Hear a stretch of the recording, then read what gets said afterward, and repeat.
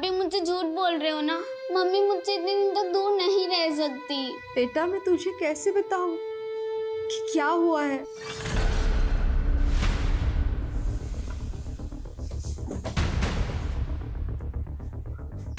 Sir Sanjeev तो जलता था फाल्गुनी से, आप उस पर भरोसा कैसे कर सकते हो?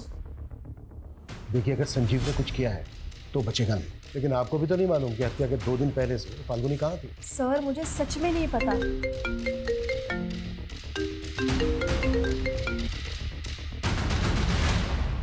हाँ मनीष। इंक्वायरी में पता चला है कि फाल्गुनी ने शामली रोड पे एक जगह रेंट पे ले रखी थी। व्हाट?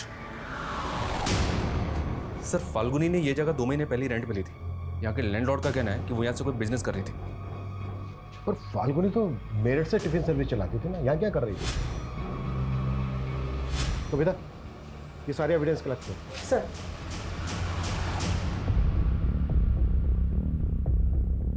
निर्भीक एजेंसी इस नाम से एग्रीमेंट करवाया था फाल्गुनी ने। अच्छा, किस तरह का बिजनेस था? मतलब वो क्या कर रही थी, कुछ बताया था? सर कंसल्टेंसी का बिजनेस बता रही थी, बोल रही थी कि अभी स्टैब्लिश कर रही हूँ, कुछ दिनों बाद ये जगह रिनोवेट करके ऑफिस खोल लेगी। 12 तारीख को आई थी क्या फाल्गुनी?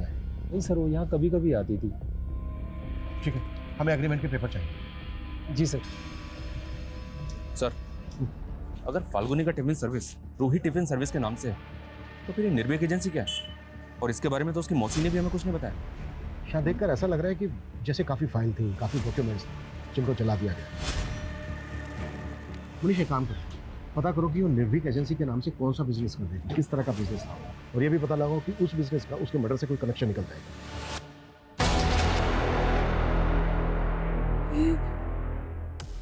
ये सही नहीं किया हमने। आप भूल गई इस आदमी ने हमारे साथ क्या क्या किया है। लेकिन जो भी था ये मेरा पति है। मैं सर इतनी बुरी मौत कैसे दे रही हूँ?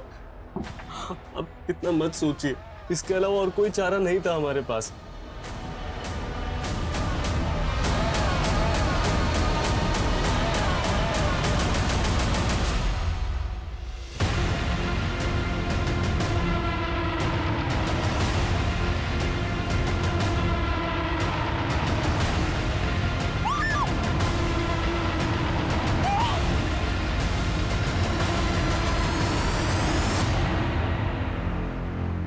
सर फाल्गुनी को टक्कर मारने वाले टेम्पो के बारे में कुछ पता नहीं चल रहा है। हमें सिर्फ इतना पता है कि वो टेम्पो सफेद रंग का है।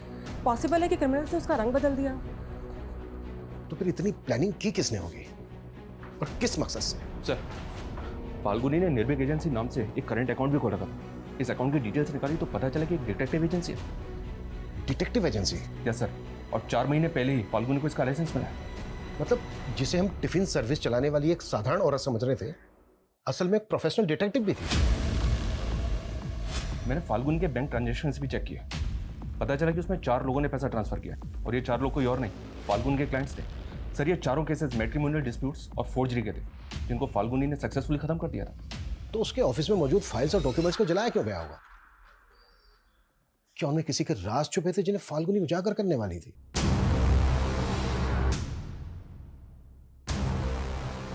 ये सब तो काफी हद तक जल चुका है सर। 1 PH 2 SKR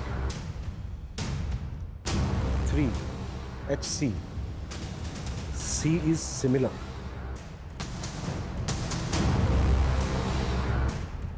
शर्मा भले ही मैक्सिमम स्टफ जल गया है, लेकिन इससे ये क्लियर हो गया है कि फाल्गुनी जरूर कोई ऐसा केस इन्वेस्टिगेट कर रही थी जो उसके मर्डर की वजह बना। सर फाल्गुनी के सीडीआर में कोई सस्पिशियस नंबर भी नहीं मिला। लेकिन सर फाल्गुनी की लोकेशन पिछले 2 महीने से अक्सर मुजफ्फरनगर की थी, लेकिन सर उसके सीडीआर में मुजफ्फरनगर का कोई नंबर नहीं मिला। ये भी तो हो सकता है कि वो कोई दूसरा नंबर भी यूज करती हो। शर्मा अपने सारे खबरों को एक्टिव करो, उनसे कहो कि वो पता लगाएं कि फाल्गुनी मुजफ्फरनगर में कहाँ जाती थी और किस किस से मिलती थी। Okay sir.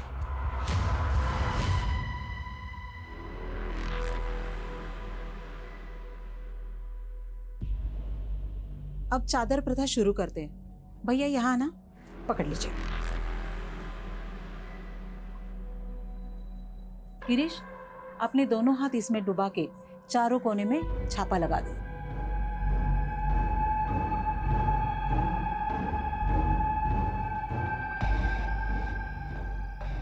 अब चादर प्रथा समाप्त हुई है। उसके अनुसार अब आप दोनों पति पत्नी हो।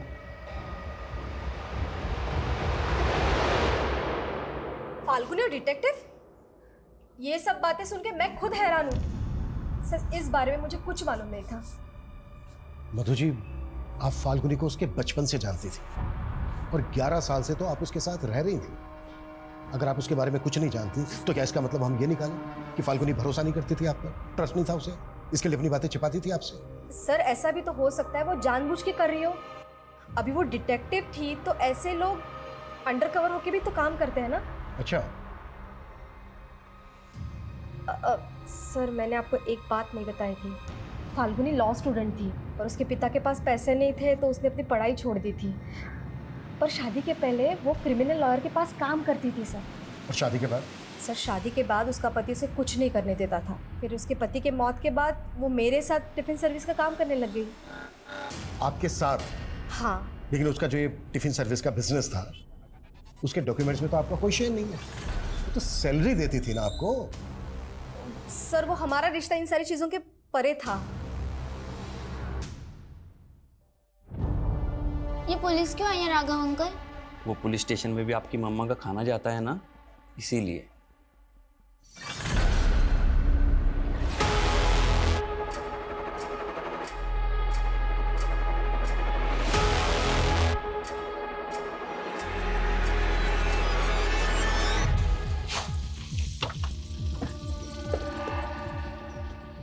आइए सर।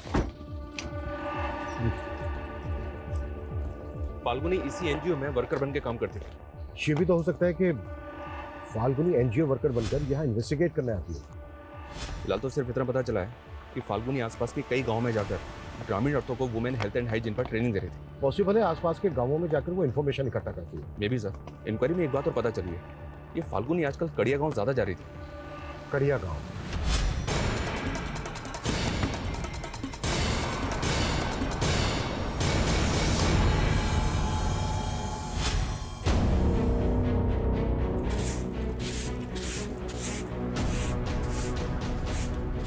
सुनिए, हमें पता चला है कि एनजीओ वर्कर फाल्गुनी अक्सर आपसे मिलती है। जी। क्यों मिलती थी वो आपसे, वजह क्या है? सर वो सोशल अवेयरनेस के लिए सबके घर आ रही थी। आप? जी, मैं पति हूँ इनका। कुछ और पूछना है आपको?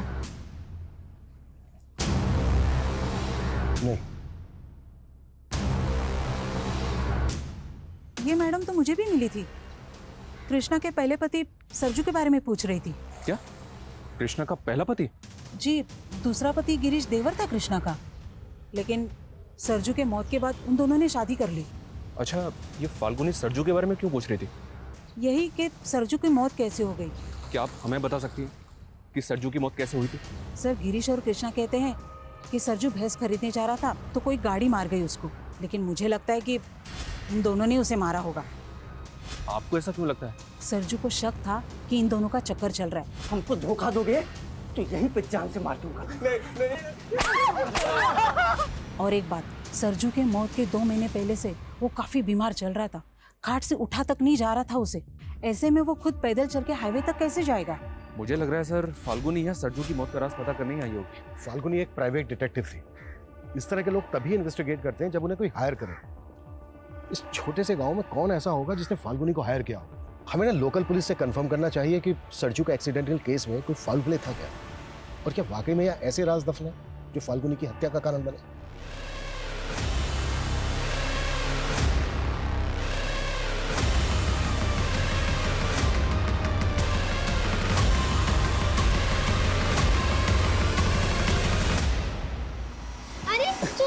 अरे अरे, तुम डर क्यों रही हो?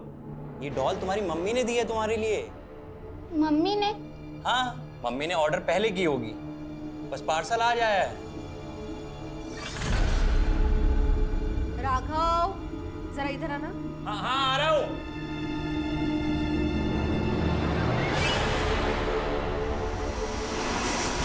मम्मा, जाना सच में जरूरी है? हाँ बेटा, बहुत जरूरी है। वरना तुम ही बताओ, मम्मा तुमसे दूर इतने दिन के लिए रह सकती है? लेकिन आजकल आपके पास मेरे लिए टाइम ही नहीं होता है। सॉरी बेटा, मैं बहुत जल्द वापस आ जाऊंगी। मम्मा, आपने मेरे लिए डॉल ऑर्डर की थी, मैं आपको कहाँ से ऑर्डर करूं ताकि आप जल्दी से मेरे पास आ जाओ? कहाँ चले गए मम्मा?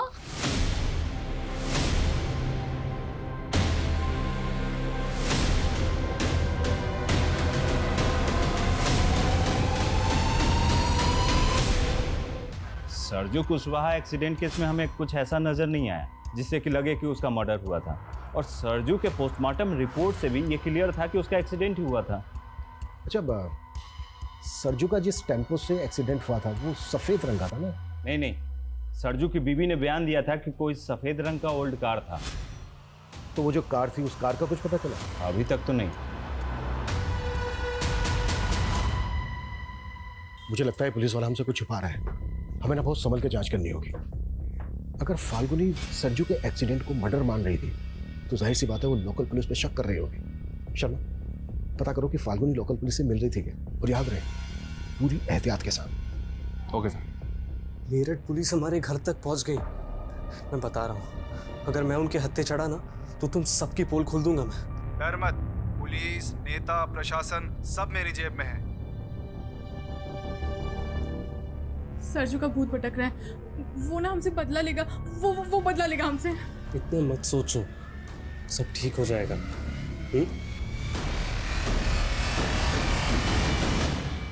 सर, हमने फाल्गुनी की सीडीआर में मौजूद एक नंबर को इन्वेस्टिगेट किया, लेकिन हमें अब तक कोई ऐसा नहीं मिला जिसने फाल्गुनी की डिटेक्टिव एजेंसी को सरजू या फिर मुजफ्फरनगर का कोई भी केस दिया हो।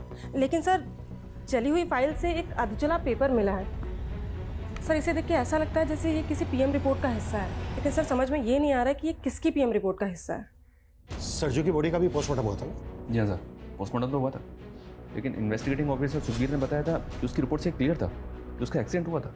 शर्मा, पोस्टमार्टम रिपोर्ट मैनिपुलेट भी तो की जा सकती है। सरजू की बॉडी का जिस डॉक्टर ने पोस्टमार्टम किया था, एक बार उस डॉक्टर से मिलता है। क्या हुआ? मम्मी की याद आ रही है? अरे डोंट वरी, मैं हूं ना, मैं भी मम्मा की तरह ही प्यार करूंगा। स्कूल हो या आस पड़ोस, कोई अगर तुम्हें टच करे ना तो इस बात की समझ होनी चाहिए तुम्हें कि गुड टच और बैड टच क्या होता है। क्या होता है मम्मा ये गुड टच बैड टच? मैं समझाती। पहले तो मैं तुम्हें बताती हूँ कि बैड टच क्या होता है। छोड़ो छोड़ो छोड़ो छोड़ो मुझे। नानी, चुप। जहाँ तेरी मम्मी को पहुँचाया ना, वहाँ तुझे भी पहुँचा दूंगा, समझ में आए?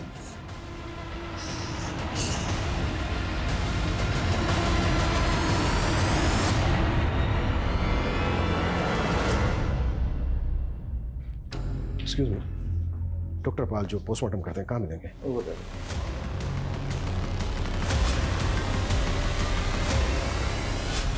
डॉक्टर समरपाल जी। इंस्पेक्टर अभिमन्यु चंद्र, मेरठ पुलिस। हमें पता चला है कि आपने कड़िया गांव के सरजू कुशवाहा नाम के आदमी की बॉडी का पोस्टमार्टम किया था। सर, मैं बहुत सारे विक्टिम का पोस्टमार्टम करता रहता हूँ, मुझे रिकॉर्ड चेक करने होंगे प्लीज।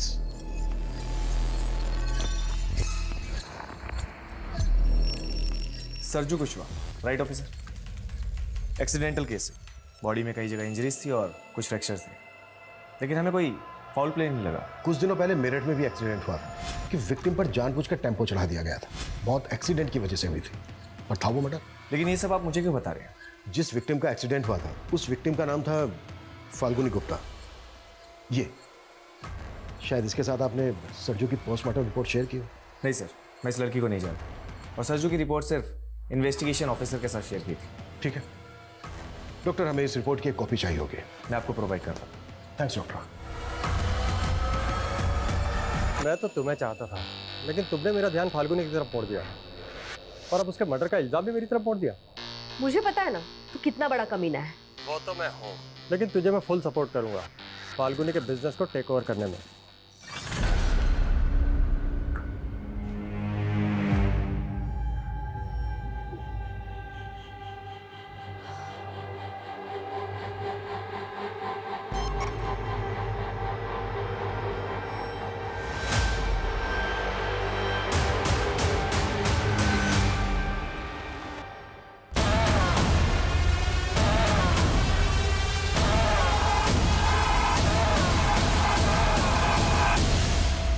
कृष्णा और गिरीश अचानक गांव छोड़ के चले गए, पर कहाँ चले गए हैं ये समझ में नहीं आ रहा है।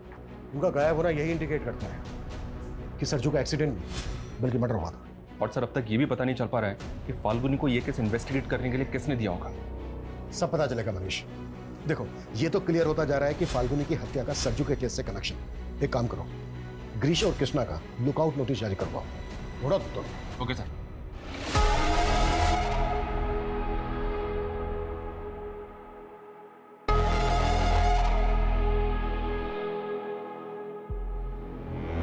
मेरठ पुलिस मेरे हॉस्पिटल तक पहुंच चुकी है। सरजू और फाल्गुनी के बारे में पूछताछ कर रही थी। देखो अगर इस केस में मेरा नाम आ गया ना तो अच्छा नहीं होगा। किसी का नाम नहीं आएगा। थोड़े दिनों में मेरठ पुलिस झक मार के निकल जाएगी, और अगर ना भी निकली तो उसे भी खरीद लेंगे। वो पुलिस वाला बिकाऊ नहीं लग रहा था, या तो उसका भी ट्रांसफर करवा दो या फिर उसे भी ठिकाने लगवा दो। सर मुझे पता चला है कि सरजू के एक्सीडेंट में जिस गाड़ी का इस्तेमाल हुआ था वैसी ही गाड़ी का इस्तेमाल और एक एक्सीडेंट में किया गया था। व्हाट? जी सर, ये केस सनोली विलेज का केस है और इस एक्सीडेंट में दुर्गेश सिन्हा नाम के आदमी की मौत हुई थी। ये दुर्गेश है।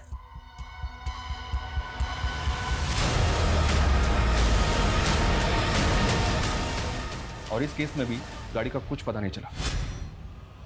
आखिर इस मिस्टीरियस व्हीकल की मिस्ट्री क्या है? अगर ये सबके सब मर्डर थे तो फिर ये कौन करवा रहा था और क्यों? फाल्गुनी के मर्डर को भी एक्सीडेंट का रूप देने की कोशिश की गई। क्या फाल्गुनी कुछ ऐसा इन्वेस्टिगेट कर रही थी जिसके पीछे गहरे राज छिपे थे? एक बार दुर्गेश के केस के इन्वेस्टिगेटिंग ऑफिसर से मिलता है। हमें दुर्गेश के केस में ऐसा कोई फॉल प्ले नजर नहीं आया जिससे लगे कि वो मर्डर हो, और पोस्टमार्टम रिपोर्ट में यही आया था कि दुर्गेश की मौत एक्सीडेंट से हुई है। पोस्टमार्टम रिपोर्ट दिखाएंगे दुर्गेश की? हाँ श्योर। Thank you.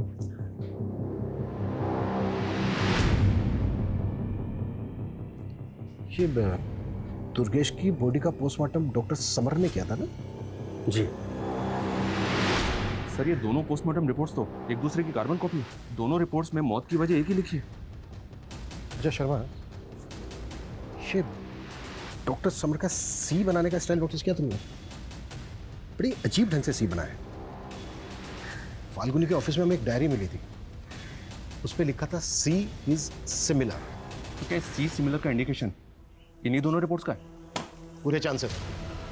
शर्मा, हमें फाल्गुनी के ऑफिस में जली हुई फाइल्स के बीच एक पोस्टमार्टम रिपोर्ट की जली हुई कॉपी भी बनी थी, याद है? इसका मतलब फाल्गुनी के पास ये दोनों रिपोर्ट्स थे, और फाल्गुनी सरजू का ही नहीं बल्कि दुर्गेश का केस भी इन्वेस्टिगेट कर रही हो। ये डॉक्टर समर उस दिन से ही हॉस्पिटल नहीं आ रहा है जिस दिन से हम उससे मिलने गए।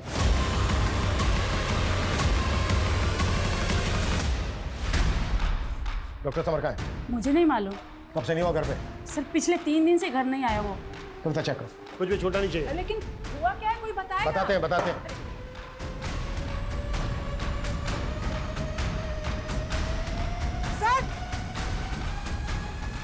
सर ये देखिए,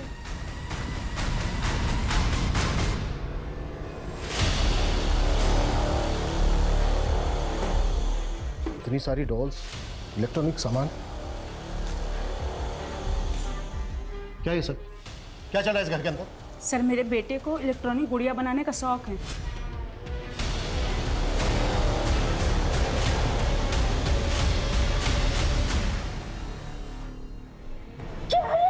अरे ये क्या कर दिया आपने? तूने मेरे रूम में कैमरा लगा दिया। अरे मम्मी एक्सपेरिमेंट कर रहा था, अपने रिमोट आई को टेस्ट कर रहा था। है कहाँ वो? फोन भी बंद कर रखा है उसने अपना। सर मैंने कहा ना, मुझे कुछ नहीं पता है। अपनी मर्जी का मालिक है वो।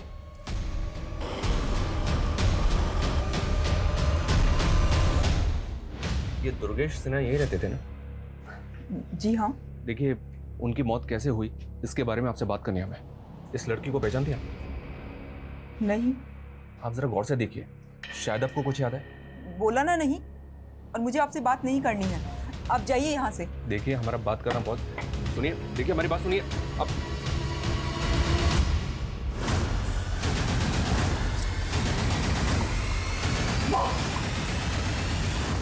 मम्मा, मैं तो डर गई। मैंने सोचा 2 दिन बाद वापस आई हूँ ना, तो ऐसे सरप्राइज करती तुझे। लेकिन मम्मा, मैं आपको बता नहीं सकती। जब आप चली जाती है तो यहाँ पर फाल्गुनी तुम आ गई? हाँ मासी। हाँ रूही ने आपको तंग तो नहीं किया मेरे पीछे से? अरे नहीं, बहुत अच्छे से रही है वो। मम्मा, मैं क्यों नहीं बता पाई आपको वो सब। सर, दुर्गेश की बीवी का ऐसा रवैया देख के ताज्जुब हो रहा है। मुझे ऐसा लग रहा है कि सरजू की तरह दुर्गेश की मौत की हकीकत भी कुछ और ही है। मैंने मॉर्चरी में पता किया, पिछले 3 महीने में डॉक्टर समर ने 15 बॉडीज का पोस्टमार्टम किया और उन 15 में से 9 एक्सीडेंटल केसेस हैं। तो क्या ऐसे और भी केसेस हैं? इस डायरी में ना कुछ अल्फाबेट्स लिखे हैं जिनको देख के ऐसा लगता है कि जैसे ये विक्टिम्स के नामों का शॉर्ट फॉर्म हो सकता है। जैसे सरजू का सरनेम है कुशवाहा, यानी कि सरजू कुशवाहा। और ये देखो, ये 7वें नंबर पे लिखा है SK। ऐसे ही दुर्गेश का सरनेम है सिन्हा, यानी कि दुर्गेश सिन्हा। और ये यहाँ 9वें नंबर पे लिखा है DS। ऐसे जो बाकी के विक्टिम्स हैं उनके भी नाम और सरनेम के अल्फाबेट्स मैच हो रहे हैं। My God, I mean sir, ये केस तो हमारी सोच से भी परे का निकला। बस ये समझ में नहीं आ रहा है कि फाल्गुनी से ये सब इन्वेस्टिगेट कौन करवा रहा था।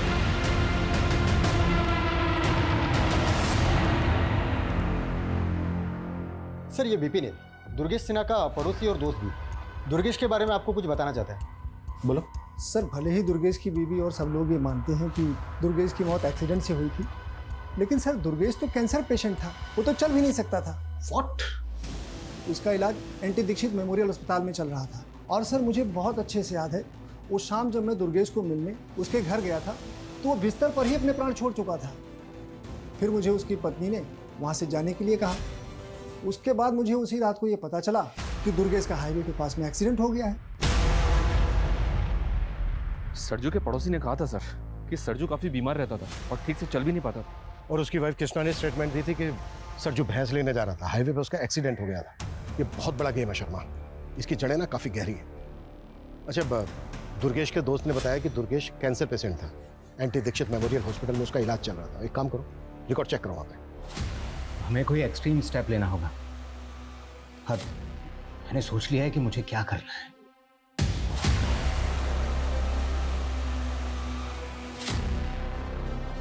नहीं सर, दुर्गेश सिन्हा नाम के सर किसी पेशेंट का रिकॉर्ड नहीं है यहाँ पर, और ना ही सर इस नाम के किसी कैंसर पेशेंट का इलाज हुआ है इस हॉस्पिटल में।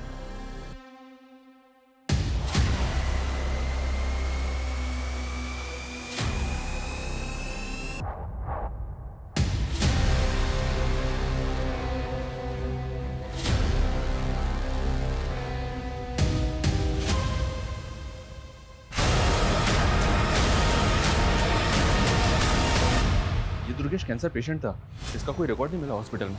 लेकिन मैंने इंक्वायरी करवाई। डॉक्टर समर ने जिन 9 और एक्सीडेंटल विक्टिम्स का पोस्टमार्टम किया था उन सबके केसेस भी सरजू और दुर्गेश के केस की तरह सस्पिशियस थे। और ये सारे के सारे विक्टिम्स लोअर मिडिल क्लास या फिर पुअर फैमिली से बिलोंग करते थे। ये काफ़ी ताज्जुब भरा है कि ऐसे बैकग्राउंड के लोगों को क्यों और किस मकसद से मारा गया और उनके मर्डर को एक्सीडेंट का रूप दिया गया। हमें ना इस फैमिली को कॉन्फिडेंस में लेकर बात करनी होगी, तभी हम इस केस की तह तक पहुंच पाएंगे। सर, गिरीश और कृष्णा सहारनपुर के घर में छिपे हुए थे। सहारनपुर पुलिस को उसी घर से उनकी लाशें मिली हैं।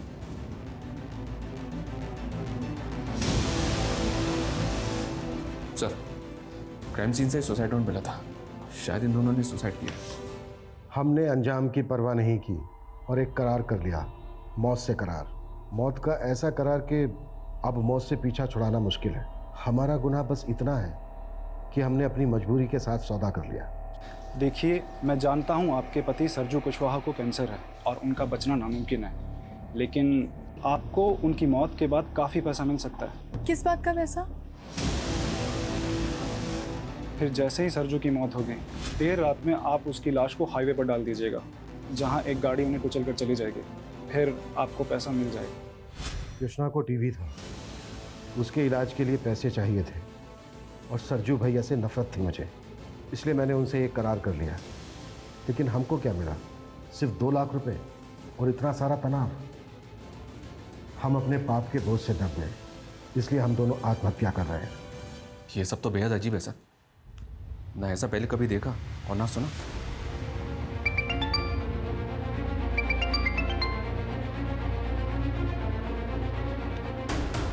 जैन सर,